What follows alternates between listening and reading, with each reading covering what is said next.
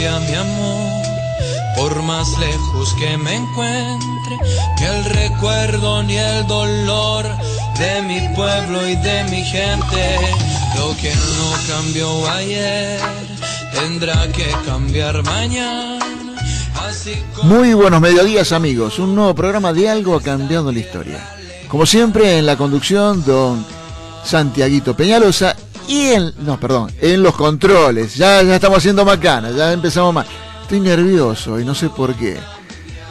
Y en la conducción, sí, don Jorge Oscar González nuevamente con nosotros. Y Guillermo Alberto López, quien les habla. ¿Cómo estás, Jorge? Y bien, si estoy acá estoy bien. Sí, Así sí. que bueno, es lindo, es hermoso estar acá. Nos alegra muchísimo el encontrarte, verte.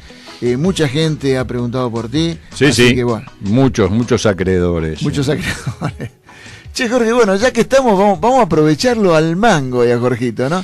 ¿Qué se tomó hoy el aceite de ricino para que suframos las consecuencias? Y recién les decía, porque me vieron llegar sin papeles, entonces digo, bueno, vengo sin papeles. Pero es algo curioso.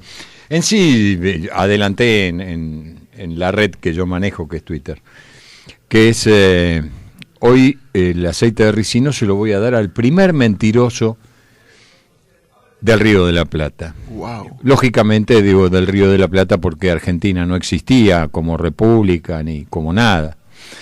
No existía el virreinato del Río de la Plata tampoco. ¿Qué eran los adelantados? ¿Qué perseguían los adelantados? Los adelantados, al fin y al cabo, lo que perseguían era riqueza y aventuras. Sin embargo, el primer adelantado, don Pedro de Mendoza, no necesitaba ninguna de las dos cosas. Es un dato muy curioso. Él no necesitaba riquezas porque venía de una familia, los de Mendoza, tanto él como su hermano Diego, sus sobrinos, venían de abuelos, de bisabuelos, terriblemente ricos. Siempre habían tenido contacto con las cortes. Él personalmente era muy amigo de Carlos V. Él había participado de la conquista de Roma junto a Carlos V. Entonces, ¿qué era lo que estaba buscando don Pedro de Mendoza para venir aquí?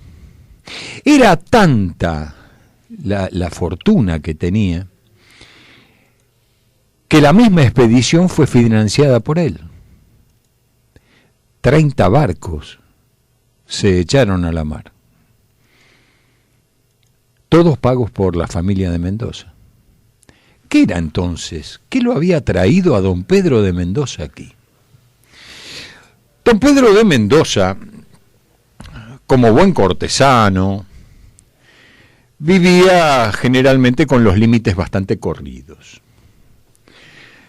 Y ya desde la época de la conquista de Roma, de cuando el reino de España conquista Roma, los conquistadores generalmente no eran muy amables con los pueblos conquistados, y mucho menos con sus mujeres, y sobre todo si eran jóvenes, y mucho menos si hablaban en italiano, ¿no? Lógicamente. Así que don Pedro andaba de orgía en orgía, violando mujeres, y ya desde aquella época se había contagiado una sífilis. De vez en cuando, la sífilis, digamos que había sido un tipo, una cepa de sífilis bastante veloz, y sinceramente lo atormentaba bastante, los síntomas de la sífilis. Aparentemente don Pedro, en algún momento en que dejaba de tener sexo con alguna conquistada o alguna cortesana que encontraba a su paso, también se dedicaba a la lectura. Y en un momento cae en sus manos un libro de un tano, un atorrante impresionante, un sinvergüenza total. Yo creo que desde aquel libro, Contando Mentira, hasta el Sinceramente de una señora que escribió uno ahora, no se escribieron tanta mentira en un solo libro. El Tano en cuestión explicaba con lujo de detalles en un libro el por qué la sífilis era una enfermedad que había llegado a Europa desde América, cuando todos sabemos que es absolutamente al revés. En ese libro, el Tano en cuestión también explicaba que la cura también estaba en América. ¿Y dónde estaba la cura? La cura estaba remontando lo que se llamaba el Río de la Plata, por uno de los dos ríos, que podían ser el Uruguay o el Paraná, y había que buscar una planta que estaba generalmente pegada a las orillas, de hermosos frutos rojos. Como don Pedro ya estaba muy atormentado por el tema de la sífilis y aparentemente él tenía una fijación bastante impresionante con el tema del sexo, no lo dudó. Dijo, me voy para allá. Y así fue como se vino, financió todo, le pidió, por la amistad que tenía a Carlos V, que les hiciera, que lo nombrara adelantado, le dio todos los poderes de adelantado y conquistador y bla, bla, bla, bla, bla, bla. Agarró todo y se vino para acá. Es por eso que nunca fundó nada. Esto de la primera fundación de Buenos Aires, falso. Fundó el fuerte de Santa María del Buen Aire, después fundó Corpus Christi, después Nueva Esperanza, pero no fundó ninguna ciudad. ¿Por qué? Porque no le dio bola a ningún tipo de protocolo. Había un protocolo específico para poder decir, fundó una ciudad. Bueno, este tipo no hizo nada, porque él estaba muy apurado, evidentemente. No tuvo en cuenta que iba a tener una barrera que se iba a interponer entre él y el árbol de los frutos rojos. Esa barrera se llamaron los guaraníes. Y los guaraníes, bueno, le hicieron polvo el primer fuerte, el segundo fuerte, el tercer fuerte. Todo lo que hizo se lo hicieron polvo, hasta que al final él decide volver a España, se mete en un barquito, lo deja al hermano Diego acá, se mete en un barquito, muere en alta mar. Y como en aquella época todavía no se conservaban los cadáveres en sal, fue arrojado para que se indigestaran los tiburones y otros tipos de bichos que viven abajo en el océano. Diego, según cuenta la leyenda, siguió viviendo poco tiempo y ahí sí aparentemente se lo merendaron los guaraníes, que tenían una serie de rituales antropofágicos. No eran antropófagos, pero sí se comían de vez en cuando algún enemigo que habían capturado, al cual lo habían engordado previamente y habían convivido con ellos durante un tiempo. Así que se supone que don Diego corrió la suerte esa de haber sido comido, cocinado y a lo mejor hasta condimentado por los guaraníes. Pero de ahí se trata el tema, ¿no? De la mentira. O sea, de la gran mentira, de los tipos que nos vienen mintiendo, de los tipos que han escrito la historia mintiéndonos, aprovechándose de nuestra ignorancia, de pequeños ignorantes, y nos vinieron con el primer adelantado, y hay calles que llevan su nombre, y hay plazas que llevan su nombre. Cuando el tipo fue un sinvergüenza y vino pura y exclusivamente por un carácter egoísta a tratar de salvarse de todas las porquerías que había hecho. Así todo uno puede llegar a decir, bueno, pero ¿y cómo fue esto? ¿Cómo se le destapó esto aquí? Bueno, esa parte también es bastante truculenta. Cuando ellos llegan aquí, resulta que al principio se llevaban muy bien con los indios guaraníes. Se llevaban bien porque los guaraníes los alimentaban. Los guaraníes les daban comida, frutas, semillas, montones de cosas que recogían y se las daban para que tener buenas relaciones con los españoles. Pero los españoles, no llegado el caso, no contestaban de la misma manera, eran altivos, orgullosos. Un buen día a don Pedro de Mendoza le llevaron 3 doncellas, a las cuales se suponía tenía que satisfacer. Se las metieron en sus aposentos y las 3 doncellas al otro día se levantaron total y absolutamente desencantadas e insatisfechas.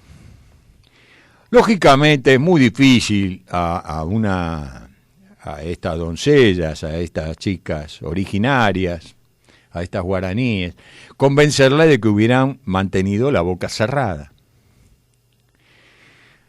Así que en 30 segundos más o menos supongo que no solo todos los guaraníes sabían que el pobre don Pedro estaba lleno de llagas y la sífilis ya no lo dejaba vivir, muchísimo menos satisfacer a una mujer y muchísimo menos a 3 mujeres. Lo peor es que ocurrió también que se enteraron también todos sus compañeros, lo cual hizo que él fuera un hazmerreír, provocado lógicamente también por la ignorancia de lo que podía llegar a ser la enfermedad en esos días. Y esto lo puso de muy mal carácter. ¿Y contra quién se la agarró? Lógicamente, con los guaraníes. Y los guaraníes que hasta ese momento habían sido amables, condescendientes, solidarios, se dieron cuenta que los gallegos no los trataban tan bien. Así que de ahí se pudrió todo y fue como empezaron a correrlos y fue como prendieron fuego al fuerte y fue como después volvieron a prender fuego al Corpus Christi y bueno, fue como terminó todo. Así es como termina todo. Todo de una manera muy truculenta, pero también muy falsa para lo que nos contaron a nosotros en los colegios primarios. No tienen perdón los que inventaron ese cuentito de Disney, sacado de Disney, no tienen perdón. Sería interesante, yo a lo mejor a un chico pequeño de 7, 8, 9 años, no le contaría todos estos aspectos truculentos, pero de ninguna manera elevaría al rasgo de héroe a semejante sinvergüenza como fue don Pedro de Mendoza. Totalmente, la verdad que una historia que prácticamente no la conocíamos, mucha gente no la conoce, mejor dicho. Claro, mucha gente sabía. Está prohibido contarla. Claro, mucha gente sabía que de verdad no fundó un carajo. O sea, lo que él hizo fue una payasada, no fue un conato, tampoco ni un conato, no fue nada. No fue. Pero bueno, vamos a suponer, él había venido acá para otra cosa, estaba muy apurado para encontrar el fruto, la frutilla. Pero evidentemente estaba todo esto aparte. Entonces, bueno, todos sabíamos, pero desconocíamos estos aspectos truculentos, sobre todo que él había participado en Roma, en las violaciones, que era natural, era moneda corriente en aquella época, pero siendo moneda corriente y natural, la lógica hubiera sido que nos contasen, ¿verdad? No, bueno, lo que pasa es que quizás los tiempos y la época no daban para contar tanta crueldad, ¿no? Y creo que esa crueldad de la historia, que es una realidad, lleva a que hoy se pueda decir, después de tantas cosas que han pasado, pero es difícil quizás a un chico contarles esa... No le cuentes nada. Bueno, ahí vamos. No le cuentes nada. Pero no podemos preferir de ninguna manera que la historia sea contada por Andersen o por Walt Disney. O sea, no podemos. Entonces, no me cuenten nada. Denme datos fríos. Cosas así estúpidas como, por ejemplo, qué día nació, qué día murió, cosa que no le interesa a nadie ni a la familia de él. ¿Y qué hizo? Y puedo decir que intentó. Pero después fue el primer adelantado. Intentó. Después, y claro. Sí, fue el primer adelantado porque lo pagó. Porque lo pagó, sí. Y porque tenía un amigo, el amiguismo, el nepotismo ya existía. Claro. No solo en 1400 y pico, en 1500, existía ya en la época de los griegos, o sea, la palabra nepotismo viene del latín, o sea, estamos hablando de cosas. Esto es algo que es tan viejo como el mundo, la mentira, la tranza, el amiguismo, todo este tipo de cosas. Y bueno, y aparte, lógicamente, algo desconocido como era América.